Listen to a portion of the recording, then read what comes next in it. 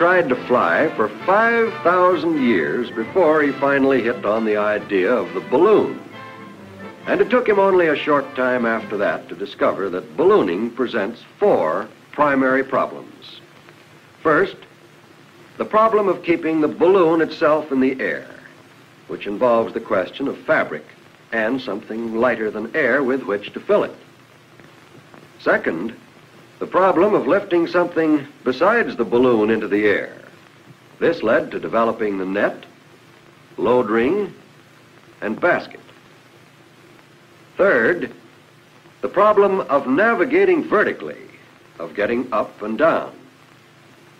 This has been done by using a valve, appendix, and ballast. And fourth, the problem of landing and emptying the balloon. Rip panel, drag rope, and in bygone days, anchor. Now, in taking up those problems, let's consider how they relate to present-day ballooning. Here's a modern Navy balloon being prepared for inflation. Hydrogen gas is most often used in balloons because it is released after each flight. Helium is generally reserved for airships where it can be used over and over again. However, in the early days, the world's first balloon, the hot air marvel. Amazing invention of 2 Frenchmen, the great Montgolfier brothers. The world's first passenger flight from Paris, France, November 11th, 1783. Hey, something's wrong, look out! Ah, more hot air. Thought they'd forgot about that. Sensational, sensational. Or is it? Professor Charles, famous French scientist, would attempt an ascension using a newly discovered gas called inflammable air. The world's first hydrogen balloon, 1783. And now the stupendous feat of combining the 2 types of balloon will be attempted. We invite your attention to Pilote de Rossier of France. Strange name. And his 40-foot hydrogen balloon with a 10-foot hot air balloon beneath it. Too bad, I could have warned him. He rises quickly, however, to about 3,000 feet and... the world's first martyr to aircraft experiment. de Rossier, unfortunately, didn't know enough about hydrogen. Professor Charles could have shown him this. First, that pure hydrogen burns with an almost invisible flame. And second, when mixed with oxygen or air, hydrogen is highly explosive.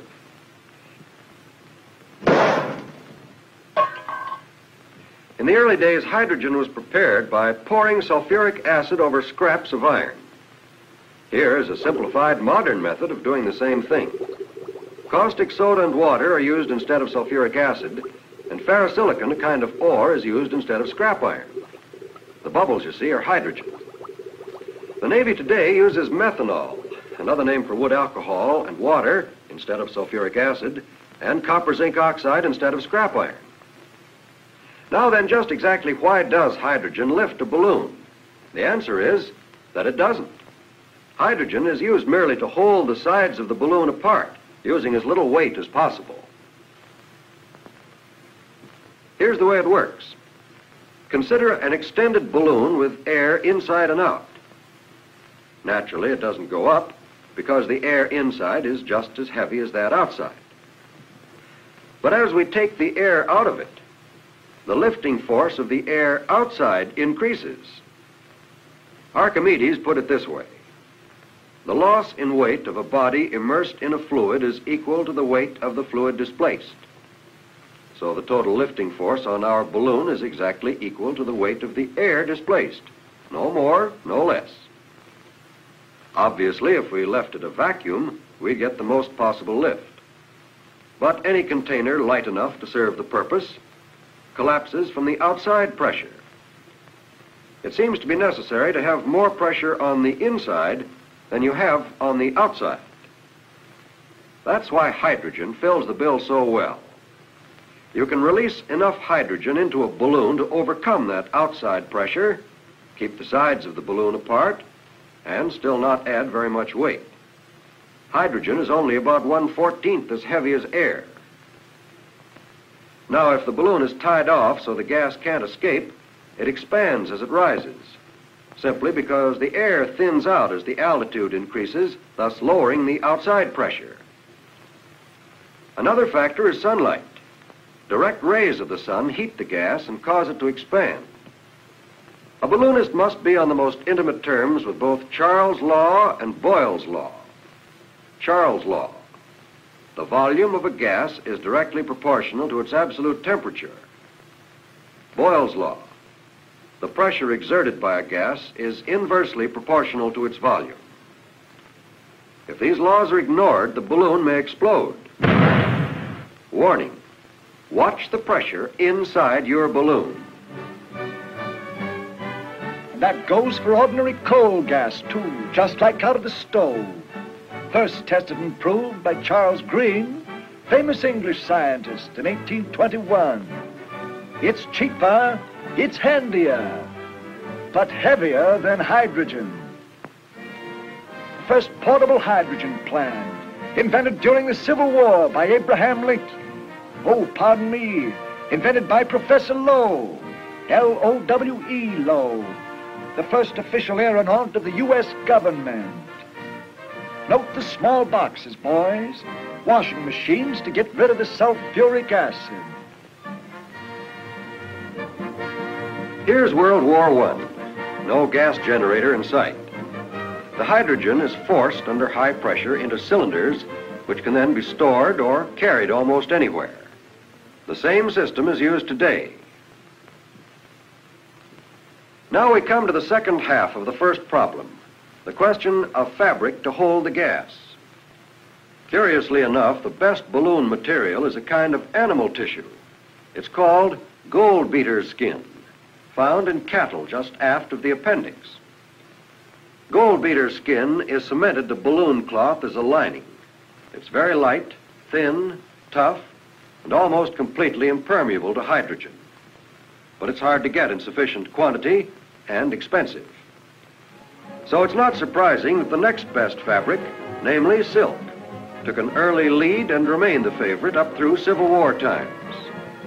One of the most colorful incidents in the war was the use of a so-called petticoat balloon, made of the beautiful silk gowns of Southern belles.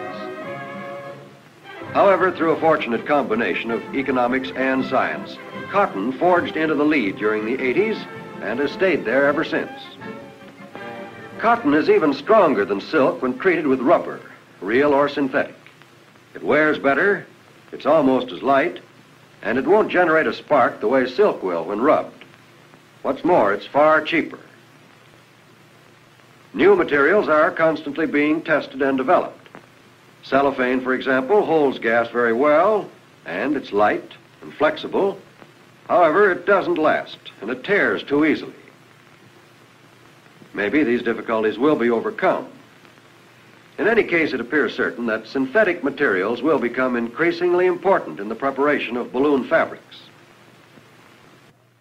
The second problem, that of lifting something besides the balloon itself into the air, involves the development of the net, the load ring, and the basket. The famous Charles balloon of 1783. Kindly note the load ring at the equator and the net strung only over the top half of the balloon. 1793. The net now covers the entire balloon. The load ring has dropped below the balloon. This magnificent craft made the first flight in America, an ascension in Philadelphia by Jean-Pierre Blanchard, better known as Jean-Pierre Blanchard, the prominent French aeronaut. 1830, back to the half net, but the load ring remains below the balloon. Charles F. Durand, owner and pilot, was the first native-born American aeronaut. scientist, a philosopher, and a daredevil. In 1859, this balloon set a world's distance record that stood for 40 years. Missouri to New York, 809 air miles in about 20 hours.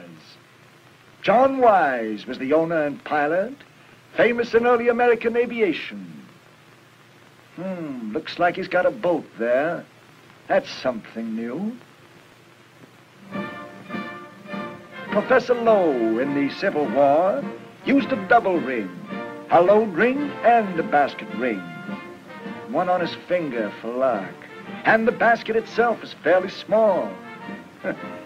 Well, he didn't need to carry supplies and navigating instruments.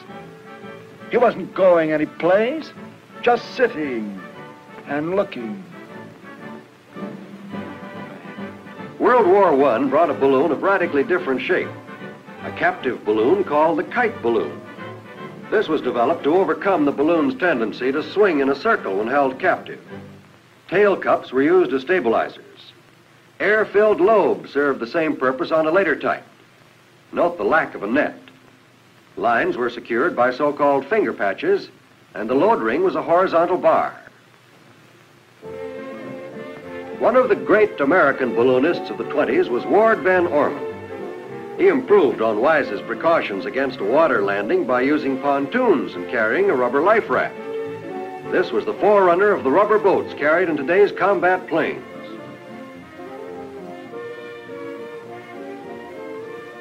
Why is a net better than finger patches?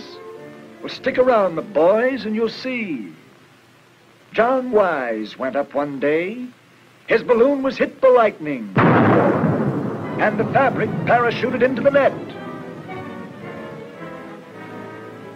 To make sure it wasn't just luck, he went aloft and did it again. Worked exactly the same, and has ever since. The next problem, the third, deals with the navigation of the balloon vertically. This is taken care of by means of the valve, appendix, and ballast. That first hydrogen balloon way back in 1783 had all three of these elements. In the first place, an open appendix allowed gas to escape naturally as pressure increased. Then, when Professor Charles wanted to release more to descend, he opened a valve at the top and let more of it out. Of course, when the balloon came down, some air came in at the open appendix, and you couldn't call that good. But we'll consider that in a moment. Professor Charles learned about ballast the hard way. When he landed after his very first trip, he politely helped his passenger out. Silly boy. Moral: release ballast in small quantities. The balloon appendix started out as little more than a hole in the bottom of the balloon. But that was unhandy to deal with, and so gradually a tube was extended from the opening. Until in 1793, it was long enough to drape over the side of the basket. Possibly this was an effort to keep the gas from seeping down onto the head of the balloonist. But, of course, hydrogen drifts up, not down. So there was a gradual retreat until many experiments finally fixed the appendix at its present-day length. As we've already seen, a balloon that's descending always has a tendency to parachute. And if the appendix is open, air goes into it. But air mixing with hydrogen creates a highly explosive combination. So air is kept out nowadays by twisting the appendix closed during descent. And parachuting is prevented by securing the appendix to the load ring. From the very beginning, most balloon valves have worked in a trapdoor fashion. The valve is pulled down against a spring, which on release snaps the valve back into position. About 1880, the double trapdoor type came into use. It proved so efficient that it's still being used to this day. Various instruments have been devised to help in the navigation of balloons. For ordinary flights, an altimeter, rate of climb indicator, and a pocket compass are usually all the instruments that are needed, although an altigraph, or barograph, is also used if an accurate record of the flight is wanted. The earliest instrument used in a balloon was a plain mercury barometer. This was replaced by the aneroid barometer about 1880. It was handier. Calibrated in feet, it becomes an altimeter. The barograph, sometimes called altigraph, appeared about 1912. In any attempt at a record, an officially sealed barograph is always carried. The barometer didn't work quickly enough, so the stethoscope was developed to show change of altitude and rate of change. These are indicated by the position of the bubble in the tube. The instrument on the left is American, and the one on the right British. A further development is the rate of climb indicator, or vertimeter. This device also stems from the First World War. Today, it is used either in the liquid type, as shown here, or a mechanical type. In addition to these instruments, balloonists have also usually carried a compass and watch or clock.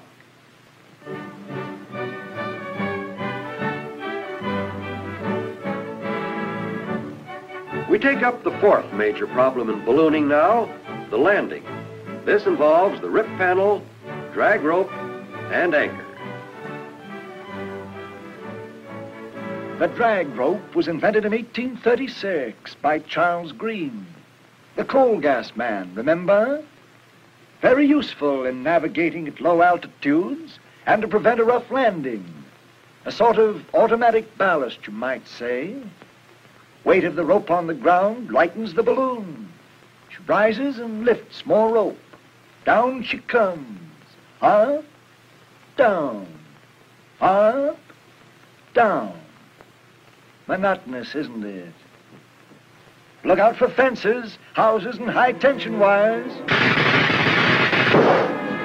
Bad medicine. In the old days, before the invention of four-wheel brakes and the rip panel, a balloonist had to throw out the anchor and pray. A landing was a cross between a commando fight and a rodeo. The balloonist didn't always win, poor fellow.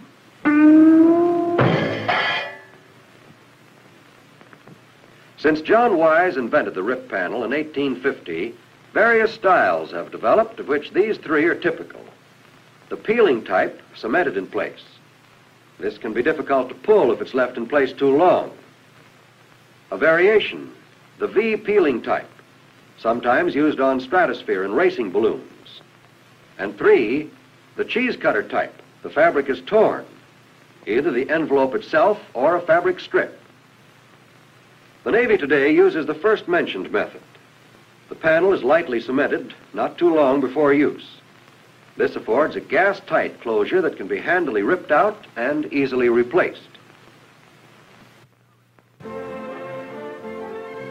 Now let's have a look at some of the uses of balloons. First, balloon racing. Probably the greatest single factor in creating public interest in lighter-than-air flight has been the balloon race, notably the big national and international events. Every year from 1906 to 1935, except during World War I, an international race was held for the James Gordon Bennett Trophy. American entrants were selected by a national race for the P.W. Litchfield Trophy, and the contests were open to all, Army, Navy, or civilian pilots. The first international race, starting from Paris in 1906, was won by an American pilot, F.P. Lamb. He covered 402 miles to the northern part of York County, England. Probably the most spectacular of the big races was the 1910 event. Starting from St. Louis, Missouri, the winner, A.R. Hawley, representing the United States, sailed 1,171 miles to St. John's, Quebec. He was lost for almost 2 weeks in the Canadian wilderness. 2 years later, starting from Stuttgart, Germany, the French pilot A. Bien-Aimé won the race with a record-smashing 1,298-mile flight to Moscow. But balloon racing did more than prove the great distances that could be covered in sustained lighter-than-air flight. One of America's leading balloonists, Ralph Upson, in preparation for the 1922 national race, organized the first system of aviation radio weather reports, an invaluable contribution to the progress of aviation. The fact is that many of the men interested in balloon racing have proved to be leaders in aeronautical development. Ward Van Orman is one of the outstanding figures. 3 times an international race winner, Van Orman has pioneered in several important ballooning improvements. It was Commander Rosendahl when this was taken to the National Balloon Race in 1927. Today, Admiral Rosendahl, as Chief of the Navy Airship Training and Experimental Command, directs the entire field of military lighter-than-air development for the United States. The winner of the national race from Pittsburgh in 1929 was Lieutenant Settle, an ardent balloon race pilot and a scientist as well. But the name Settle became much better known for a considerably different aspect of ballooning, the Stratosphere Flight. In 1933, Settle went aloft almost 12 miles. Yet, sensational as that record was, it stood only 2 years. The reason was that stratosphere flights during the 1930s became almost an international passion. In 1934, 3 Army men, Stevens, Kepner, and Anderson, tried unsuccessfully for a record. And then, a year later, 2 of them, Anderson and Stevens, brilliantly succeeded with an ascension of almost 14 miles. What did they hope to find? Why did they go up? Well, the main purpose was to study cosmic rays, mysterious shafts of energy that constantly rain down on the Earth. Also to collect samples of air, dust, bacteria, and make other scientific studies. Their findings were valuable and could have been obtained in no other way.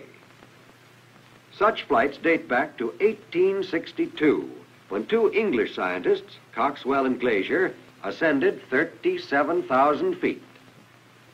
The outstanding modern flights have been those of Mr. and Mrs. Piccard, 1934, 57,579 feet. Settle and Fordney, 1933, 61,237 feet. And Stevens and Anderson, 1935, 72,395 feet. This is the greatest altitude ever reached by man. But balloons carrying only equipment have reached even higher.